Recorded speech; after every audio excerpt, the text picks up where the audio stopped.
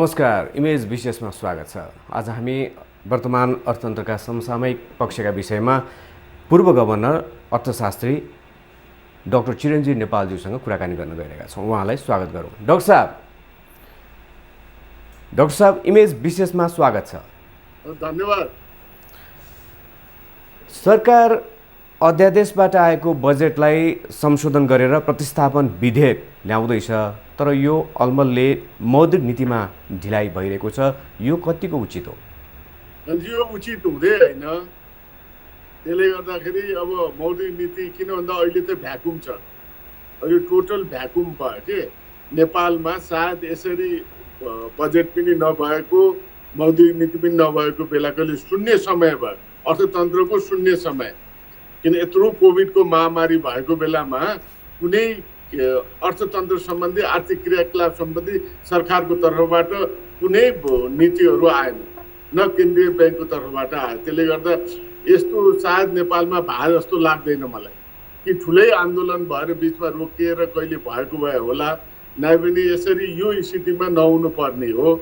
त्यसले गर्दाखेरि मौद्रिक नीतिलाई स्पष्ट रूपमा मौद्रिक नीति लिएर आउन सक्ने प्रावधान छ राष्ट्र ब्याङ्क एक्ट अनुसार। त्यस कारणले गर्दाखेरि किन भन्दा सरकारको आर्थिक वर्ष सरह नै नेपाल राष्ट्र ब्याङ्कको आर्थिक वर्ष हुन्छ भनेर नेपाल राष्ट्र ब्याङ्क ऐनमा स्पष्ट भएको हुँदा, त्यस कारणले गर्दाखेरि उसले दफा 94मा मौद्रिक नीति वार्षिक रूपमा ल्याउने भनेर स्पष्ट रूपमा राखेकै छ। त्यस कारणले गर्दाखेरि नेपाल राष्ट्र ब्याङ्क केही नअल्मलिकन लिएर आउन सक्छ, ल्यायो हुन्छ। यसमा कसैलाई कुर्नुपर्ने देख्दिनँ। त्यही हो कि सरकारलाई त जानकारी त दिनु पर्यो, किन नेपाल राष्ट्र ब्याङ्क सरकारले नै स्थापना गरेको संस्था भए हुनाले सरकारलाई जानकारी दिएर हामी ल्याउँदैछौँ, ल्याउनु पर्ने स्थिति छ भनेर लिएर आउनुपर्छ। बजेटकै कार्यान्वयनका लागि ल्याइने मौद्रिक उपकरण भयो मौद्रिक नीति, बजेटको अङ्क फरक पर्छ, प्राथमिकता फरक पर्छ। त्यसकारण त्यसलाई पछि संशोधन गर्नुभन्दा बजेटको लक्ष्य प्राप्तिका लागि ल्याइने मौद्रिक नीति रोकिनु एक किसिमले स्वाभाविकै होला। तर बजेटको कार्यान्वयन मात्रै होइन, मौद्रिक नीतिको मेन उद्देश्य मुद्रास्फीतिलाई चाहिँ नि कन्ट्रोलमा राख्ने। त्यस कारणले गर्दाखेरि पहिलो प्राथमिकता नै मौद्रिक नीतिको मुद्रास्फीति हो। दोस्रो प्राथमिकतामा सरकारले लिएका विकास निर्माणका कामलाई या सरकारको चाहिँ नि आर्थिक विकासलाई सहयोग पुर्याउने हो। पहिलो काम त मुद्रा व्यवस्थापन नै हो, मुद्रास्फीतिलाई कन्ट्रोल गर्ने हो। मौद्रिक नीतिको दुईटा काम, एउटा काम मुद्रास्फीतिलाई कन्ट्रोल गर्ने, दोस्रो काम सरकारले लिएको आर्थिक कार्यक्रमलाई, आर्थिक वृद्धिलाई सहयोग पुर्याउने। त्यस कारणले गर्दाखेरि बजारमा पैसा त छ नि, पैसा छ, पैसाको त उचित व्यवस्थापन गर्ने भनेकै माग र आपूर्ति अनुसार बजारमा पैसा कति हुनुपर्ने, कति तान्नुपर्ने सबै व्यवस्था गर्ने काम केन्द्रीय ब्याङ्क हो। त्यसकै लागि मौद्रिक नीति हो। त्यस कारणले गर्दाखेरि सरकारको काम मात्रै होइन, यसको त आफ्नो मेन काम नै मुद्रास्फीतिलाई चाहिँ कन्ट्रोल गर्ने। भोलि मुद्रास्फीति बढ्यो र वित्तीय स्थायित्व खलबल पुग्यो भने त्यो दोष सरकारलाई जान्न, केन्द्रीय ब्याङ्कलाई जान्छ। त्यस कारणले गर्दा संसारमा जहाँ पनि त्यही हो। त्यस कारणले गर्दा पनि केन्द्रीय ब्याङ्कले आफ्नो काम कर्तव्य जुन छ, आफ्नो महत्त्वपूर्ण र एउटै मात्रै काम त्यो के भनेर भन्दा मौद्रिक नीति समय अनुसार नै बजारमा ल्याएर त्यस अनुसार चाहिँ नि नीतिगत कुराहरू निर्देशन दिँदै अगाडि चाहिँ नि वित्तीय स्थायित्व र मुद्रास्फीतिलाई चाहिँ नि कन्ट्रोलमा राख्ने हो, वित्तीय स्थायित्वलाई ध्यान दिने हो। र त्यसपछि सरकारको वित्त पोलिसी जुन छ नि, वित्त नीति, बजेटले लिएर आएका कार्यक्रमलाई चाहिँ नि सहयोग पुर्याउन चाहिँ नि अगाडि बढ्ने हो। किन सरकार त परिवर्तन भइरहेको हुन्छ। त्यस कारणले त सधैँ 6 महिना, योभन्दा अगाडि त अझ मैले त 5वटा अर्थमन्त्री, 5वटा प्रधानमन्त्री, 6 महिना 9 महिनामा पनि सरकार परिवर्तन भएको थियो। त्यति बेला मौद्रिक नीति रोक्ने, चेन्ज गर्ने भन्ने हुँदैन। त्यस कारणले गर्दा हाम्रो मेन उद्देश्य नै बजारलाई केन्द्रित भएर वित्तीय स्थायित्व र मुद्रास्फीति। बजेटमा पनि गर्नुपर्ने कुरै छैन। हजुर, बजेटमा पनि त्यति बिघ्न चेन्ज नहोला। अनि त्यही पनि मुख्य प्राथमिकता ठुला परियोजनाहरू त्यही नै हुन्। कोभिड प्रभावित अर्थतन्त्रलाई उकास्नु त्यही नै हो लक्ष्य। त्यसका लागि अहिले मौद्रिक नीति ल्याएर पछि सर्कुलर जारी गरेर पनि राष्ट्र ब्याङ्कले सम्बोधन गर्न सक्थ्यो नि, होइन? होइन, सर्कुलर जारी गर्नै पर्दैन। तपाईँले मेरै पालीमा मौद्रिक नीति समीक्षा 3 महिनामा हुने गरेका छ, जसले गर्दाखेरि मौद्रिक नीति ल्याइसकेपछि कार्यविधि बनाएर नीतिगत कुरालाई निर्देशन दिने परिपाटी छ। अब यो कार्यविधि पनि खलबली नै भयो, किन भन्दा सरकारले ल्याएको बजेटमा संशोधन गर्न ल्याएको कुराहरू या नयाँ किसिमको कार्यक्रम ल्यायो भने 3 महिनाभित्र मौद्रिक नीतिले एड्रेस गर्ने प्रशस्त ठाउँहरू छन्, प्रशस्त ठाउँहरू। त्यस कारणले 3 महिना हाम्रो केन्द्रीय ब्याङ्कले आफ्नो मौद्रिक समीक्षा गर्दा त्यति बेला नै सरकारका कार्यक्रमहरू राखेर अगाडि बढ्न सक्छ। यसमा कुनै बाधा अडचन हुँदैन। हजुर, राष्ट्र ब्याङ्कका पदाधिकारीहरू पनि अब कुनै टाइम हाम्रो तयारी भइसक्यो, मौद्रिक नीति कुनै पनि समय आउँछ, सायद यही हप्ता पनि आउला भन्दै हुनुहुन्छ। तपाईँले पनि यस्तो अवस्था फेस गरिसक्नु भएको छ पूर्व गभर्नर हुँदाखेरि। यो भनेपछि गभर्नरलाई अब एकातिर सार्वजनिक रूपमा अर्थमन्त्रीले बजेटका कारण मौद्रिक नीति रोक्नु पर्दैन, ल्याए हुन्छ भन्दै हुनुहुन्छ, तर ल्याउन अप्ठ्यारो पनि भइरहेछ। यस्तोमा गभर्नरमाथि नैतिक दबाब कस्तो खालको हुन्छ? होइन, गभर्नरले अब कन्फिडेन्टमा लिने हो। मेरो पालीमा पनि नभए होइन, मेरो पालीमा त प्रधानमन्त्रीले नै मौद्रिक नीति नै लिएर जानुभएको थियो, प्रिन्ट गरेको माग्नु भएको थियो। 1-2 दिन हेर्ने भनेर लिएर जानुभयो, 2 दिनसम्म पुर्यो। तेस्रो दिन हामीले मौद्रिक नीति चाहिँ नि सार्वजनिक गरे। त्यसपछि गाई गुई भयो, के अरे राष्ट्र ब्याङ्कले टेरेन मानेन भन्ने भयो। त्यो भइ नै रहन्छ त्यस्तो। त्यसमा कुनै अप्ठ्यारो मान्नुपर्ने कुरो, किन केन्द्रीय ब्याङ्कको मेन काम नै मौद्रिक नीति समयमा निकाल्ने हो। अब बजार त अन्य हुन्छ। अब अन्तर्राष्ट्रिय स्तरमा के भयो, कन्फिडेन्स लुज हुन्छ, क्रेडिबिलिटी घट्छ अन्तर्राष्ट्रिय जगतमा। नेपालमा त मौद्रिक नीति त के हो, यो मौद्रिक नीति नै आउँदैन भन्ने हुन्छ। यो निर्देशन त सामान्य कुरा, त भइरहने परिवर्तन गरिरहने कुरा हो। नीति त लामो समयसम्म हो।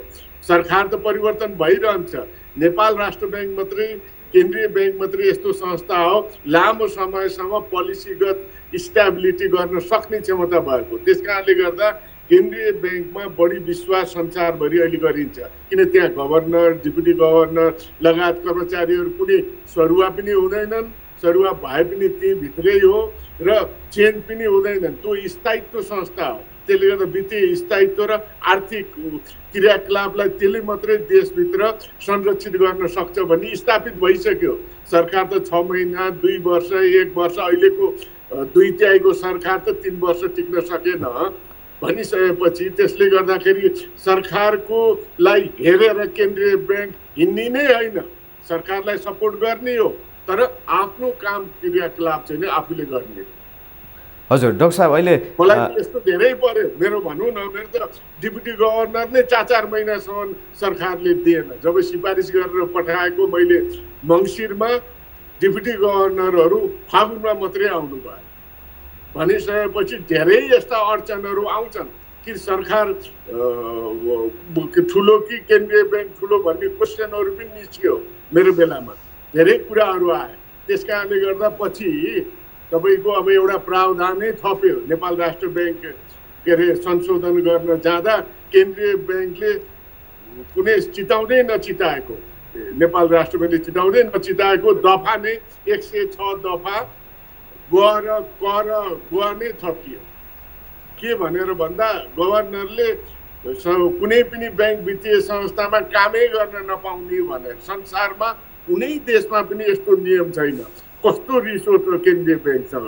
त्यसपछि दोस्रो गमा चाहिँ नि 106 गमा सरकारले चाहिँ नि केन्द्रीय ब्याङ्कलाई निर्देशन दिन सक्नेछ, तर त्यो निर्देशन मान्नुपर्ने छ भनेर। यसरी सबै दलहरू मिलेर केन्द्रीय ब्याङ्कलाई, किन उहाँहरूलाई अब के मिलेन, त्यो कहाँनिर उहाँहरूको स्वार्थ बाजियो। तर केन्द्रीय ब्याङ्कले वित्तीय स्थायित्व र मुद्रास्फीतिलाई हेरेर मात्रै काम गर्छ। कहिले स्वार्थमा रहेर केन्द्रीय ब्याङ्कले कामै, उसको स्वार्थ भनेकै वित्तीय स्थायित्व र मुद्रास्फीति कन्ट्रोल गर्ने। त्यसले गर्दाखेरि हिजोको दिनमा त अब केन्द्रीय ब्याङ्कले धेरै काम गर्यो, अहिले पनि गरिरहेछ। त्यस कारणले गर्दा केन्द्रीय ब्याङ्कमाथि प्रहार गर्ने यहाँ नेपालमा मात्रै होइन, संसारमा जहाँ पनि यही हो। केन्द्रीय ब्याङ्कमाथि प्रहार भइरहन्छ, किन भन्दा भूकम्पको बेलामा पनि तपाईँलाई बताउँ कि जब भूकम्प गयो अन्यल भयो 15 दिनसम्म पनि कुनै सरकारबाट केही कार्यक्रमै नआइसकेपछि केन्द्रीय ब्याङ्कले 2% मा भूकम्प पीडितलाई ऋण दिने भनेर केन्द्रीय ब्याङ्कले चाहिँ निर्देशन जारी गर्यो। त्यो निर्देशनले तरङ्गै लिएर आयो, जसले गर्दाखेरि काठमाडौँमा 25 लाख, बाहिर 15 लाख भनेर करिब 2 रुपियाँ जति गयो। पछि कार्यविधि परिवर्तन गरेर बर्बाद हुन्छ भनेर दुनियाँ धेरै विरोध भयो त्यसको। तर अप्ठ्यारो परेको बेला जनतालाई चाहिँ केन्द्रीय ब्याङ्क नै रहेछ नि। अहिले पनि केन्द्रीय ब्याङ्कले नै व्यापार व्यवसायलाई राहत दिएको छ नि। राहत त चाहिँदो रहेछ, त्यो स्थापित भयो त्यो कुरा। त्यति बेला त्यसको विरोध भएको थियो भूकम्पको बेला, अहिले स्थापित भयो। त्यति बेला क्वेसन उठ्यो सरकार ठुलो कि केन्द्रीय ब्याङ्क भनेर। त्यस्तै पुँजी वृद्धिको कुरा, तपाईँ पुँजी वृद्धि हुँदा पनि मै आफै 50 चोटि केन्द्रीय अर्थ समितिमा गएँ। अर्थ समितिमा गएर फिर्ता लिनु भन्ने हो, त्यसलाई टाइम एक्सटेन्सन गर्न भन्ने हो, तर गरिएन। आखिरमा पुँजी वृद्धि पनि भयो, जसले गर्दा आज ब्याङ्क वित्तीय संस्था मजबुत छन्। नै पनि अहिले कोरोनाको बेलामा 1.5-2 वर्षसम्म ब्याङ्क वित्तीय संस्थाको ऋण उठ्न नसक्दा पनि उनीहरूमा रिस्क बियर गर्ने क्यापेसिटी यति बलियो र यति तगडा भएको छ, जसले गर्दाखेरि ब्याङ्क वित्तीय संस्था एकदम मजबुत भएको छ। नै पनि अहिलेसम्म 100 ब्याङ्कहरू भन्दा बढी ब्याङ्क समस्याग्रस्त भइसकेका हुन्थ्यो। त्यसले गर्दा केन्द्रीय ब्याङ्कले जुनै पनि नीति लिन्छ त्यो लङ टर्मलाई हेरेर लिन्छ र केन्द्रीय ब्याङ्कलाई हस्तक्षेप गर्नु र केन्द्रीय ब्याङ्कलाई डाउन साइज गर्न खोज्नुको मतलबै अर्थतन्त्रलाई सिद्ध्याउन खोज्नु मात्रै हो। हजुर, वित्तीय स्थायित्व, मुद्रावृद्धि नियन्त्रण केन्द्रीय ब्याङ्कको प्रमुख काम भयो। वित्तीय स्थायित्वको हिसाबले अहिले म्याक्रो इकोनोमिक इन्डिकेटरहरूको दृष्टिकोणले बाह्य स्थिति अलिकति जटिल देखेको छ। डाक्टर साहबले कसरी विश्लेषण गरिरहनु भएको छ? कस्तो बाहिरको स्थिति भन्नु त? अब बाहिर, किनभने हामीले अहिलेको स्थितिमा हेर्ने, अब तपाईँ हामीलाई थाहा नै छ के अरे ऊ छैन, के अरे हाम्रो निर्यात छैन, निर्यात अत्यन्त न्यून छ होइन। व्यापार घाटा अहिले हेर्दाखेरि 1250 अरब भन्दा माथि छ। हजुर, जसले गर्दा व्यापार घाटा 11 महिनाको डाटा तपाईँलाई बताउँदा। तर हाम्रो निर्यात पनि जति भएको निर्यात पनि व्यापारिक निर्यात जस्तो मात्र भइरहेको छ, उत्पादनशील उद्योगको निर्यात हुन सकेको छैन। हो, त्यो आफ्नो ठाउँमा त्यसलाई केन्द्रीय ब्याङ्कले हेर्ने। त्यो त सरकारकोले काम कारवाही नीतिगत कुराहरू लिएर आउँदा, बजेटमा आर्थिक विकासको लागि कामहरू लिएर आउँदा सरकारले सम्बोधन गर्ने, केन्द्रीय ब्याङ्कले त्यसलाई सम्बोधन गर्ने होइन। तैपनि केन्द्रीय ब्याङ्कले केही हदसम्म पुनर्कर्जा दिएर, जुन केन्द्रीय ब्याङ्कको कामै होइन। केन्द्रीय ब्याङ्कले कर्जा दिने काम संसारमा कोही पनि दिँदैन। अहिले कोभिडको बेला धेरै ब्याङ्कहरूले दिन परेको हो, नै पनि केन्द्रीय ब्याङ्कको कामै होइन।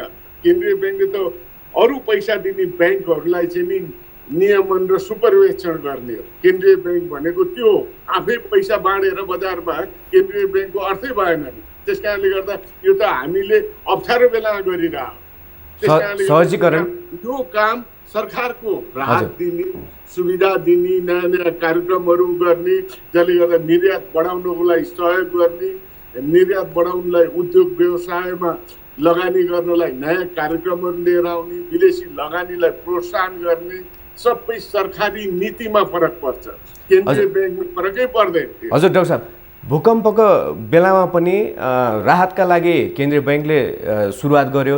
अहिलेको कोभिड प्रभावित अर्थतन्त्र पुनरुत्थानका लागि पनि अघिल्लो वर्ष बजेटभन्दा मौद्रिक नीतिले बढी सम्बोधन भयो भन्ने किसिमले पनि, त्यस कारणले पनि मौद्रिक नीतिप्रति धेरैको चासो बढेको।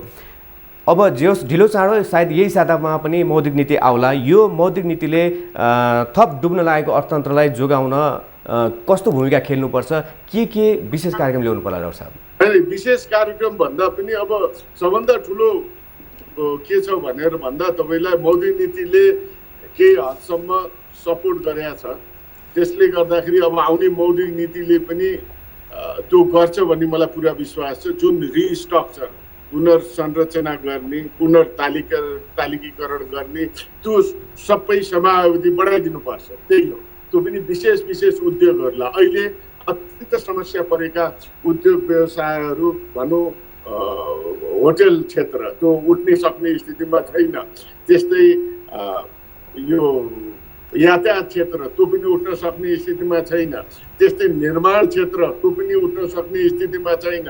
त्यस्तै शिक्षा क्षेत्र त्यो शिक्षामा पनि त्यस्तै अप्ठ्यारो परेको छ। जब यत्रो राहत दिइरहेछ भने शिक्षकहरूलाई पनि उसको तलबको आधारमा किस्ताबन्दीमा ब्याङ्कले किन दिन नसक्ने भन्ने यो कुराहरू पनि आइरहेछ। त्यस कारणले गर्दाखेरि यी क्षेत्रहरूलाई इन्डिभिजुअली विभिन्न देशमा केन्द्रीय ब्याङ्कले एड्रेस गरेका छ। त्यस कारणले गर्दा हामी कहाँ पनि यी क्षेत्रहरू अत्यन्त अहिले अप्ठ्यारोमा परेका क्षेत्र हुन्।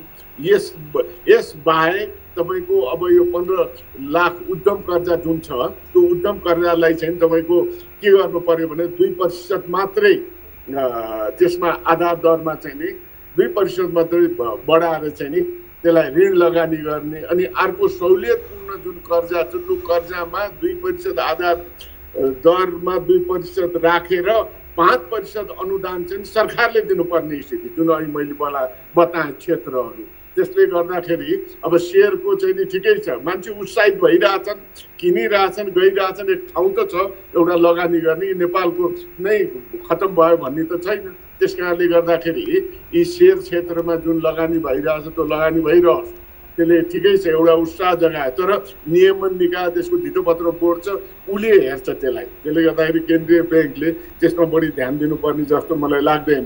र लगायत अब क्रेडिट कार्ड पनि अत्यन्तै कृषि यो क्रेडिट कार्ड चाहिँ नि उता अत्यन्त दुर्गम क्षेत्रहरूमा पनि युज गर्न सक्ने गर्दाखेरि चाहिँ नि त्यसले राम्रो गर्छ जस्तो लाग्छ। अनि यिनै कुराहरूलाई ध्यान दिएर केही रिलिफ रूपमा चाहिँ नि केही क्षेत्रहरूलाई एड्रेस गर्न चाहिँ नि केन्द्रीय ब्याङ्कले सक्छ अहिलेको स्थितिमा। त्यही आशले गर्दा नै संसारमा जहाँ पनि सरकारभन्दा केन्द्रीय ब्याङ्कपट्टिको चाहिँ नि अलिकति विश्वास बढेको। त्यसै कारणले मैले के भनेको भन्दा अहिले भ्याकुम भयो, आर्थिक भ्याकुम भयो, शून्य समय भयो अर्थतन्त्रको लागि। यो शून्य समयमा केन्द्रीय ब्याङ्कले आफ्नो मोनिटरी पोलिसी रोक्नु हुँदैन, ल्याउनु पर्छ। यसप्रतिको विश्वास नै भने अन्तर्राष्ट्रिय स्तरमा यसको साख गिर्छ, यसप्रतिको विश्वास जनमानसमा कम हुँदै जान्छ भन्ने हो।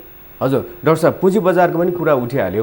अब निषेधाज्ञाले सबै क्षेत्र प्रभावित हुँदाखेरि प्रभावित नभएको सुधार भइरहेको एउटा सेयर बजार मात्रै हो, निषेध नभएको भनौँ न।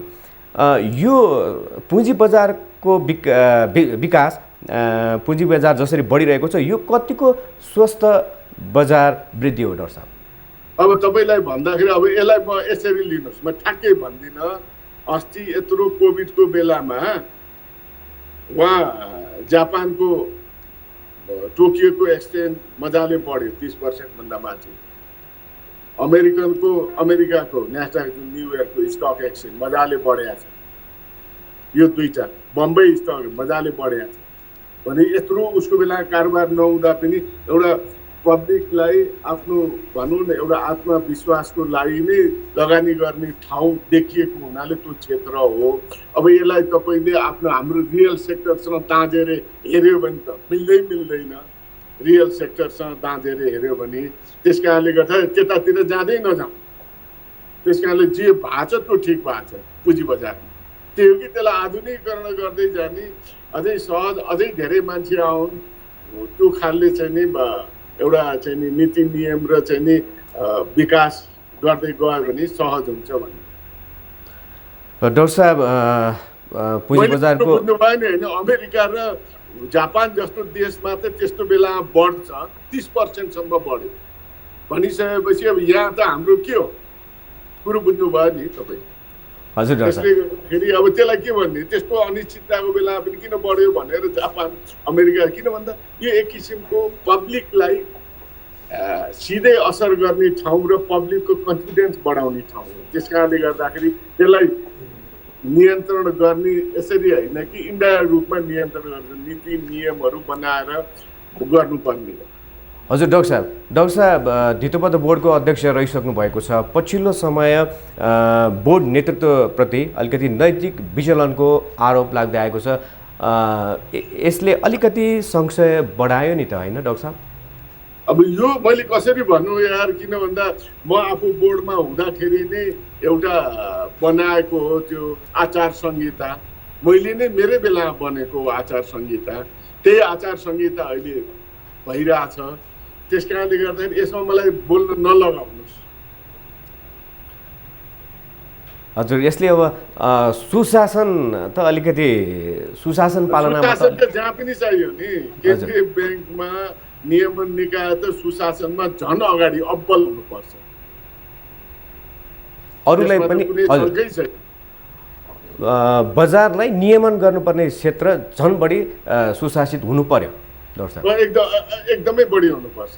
त्यसले गर्दाखेरि त्यही कारणले त मैले भने सुशासनलाई ध्यानमा राखेर नै मौद्रिक नीति चाँडो आउनु पर्यो। हामी त बजारलाई हेर्ने हो। त्यसले गर्दाखेरि मैले भने अरूतिर अरू ध्यान नदिएर त्यसमा केन्द्रित भएर अगाडि बढ्नुपर्छ भन्ने। हजुर, हस्, हामीलाई समय दिनुभयो, धेरै धेरै धन्यवाद डाक्टर साहब। धन्यवाद। उहाँ हुनुहुन्थ्यो नेपाल राष्ट्र ब्याङ्कका पूर्व गभर्नर डाक्टर चिरञ्जीवी नेपाल, हामीसँग आर्थिक विषयवस्तुमा कुराकानी गर्नुहुँदै। आजको लागि इमेज विशेषमा यति नै। मेरो च्यानल हेर्दै गर्नुहोला। नमस्कार।